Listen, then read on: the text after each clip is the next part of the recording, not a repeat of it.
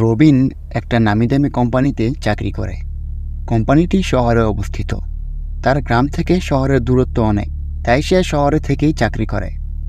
তবে এই কোম্পানিতে সে ছুটি খুব কম পায়। এইবার জুন মাস শেষে সে 1 সপ্তাহের জন্য ছুটি পায় এবং সাথে চাকরির বেতন। তাই সে বাবা মার জন্য বিভিন্ন জিনিসপত্র কেনাকাটা করে বাড়ির দিকে রওনা দেয়। দিনটি ছিল মেঘলা, থেমে থেমেই বৃষ্টি হচ্ছে। রবিন তার গ্রামের বাস স্ট্যান্ডে যখন আসে তখন রাত প্রায় 11টা বাজে। বাস স্ট্যান্ডে নামতেই আবারও বৃষ্টি শুরু হয়।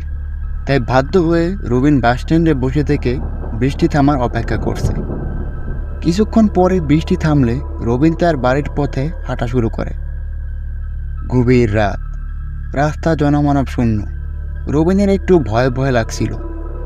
তখনই রবিন দেখতে পায় তার পাশে একজন লোক হাঁটতেছে। এই লোকটিকে রবিন চিনে। এই লোকটি হলো রবিনের গ্রামের মসজিদের ইমাম।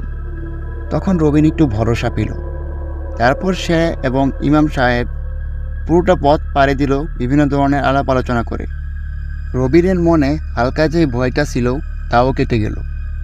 রবিন এবং ইমাম সাহেব কথা বলতে বলতে রবিনের বাড়ি পর্যন্ত চলে আসলো এবং ইমাম সাহেব অন্য রাস্তা দিয়ে চলে গেল। রবিন বাড়িতে আসার পর তার বাবার কাছে শুনতে পায় অত্র গ্রামের ইমাম সাহেব আরও 1 সপ্তাহ আগেই ইন্তেকাল করেছেন। মাথায় আকাশ ভেঙে পড়ল রবিনের। তাহলে তাহলে একটু আগে যে তার সাথে একজন ইমাম সাহেব আসছিল, উনি কে? যদি আমাদের ভিডিওগুলো ভালো লেগে থাকে তাহলে চ্যানেলটি সাবস্ক্রাইব করে পাশে থাকবেন। ধন্যবাদ।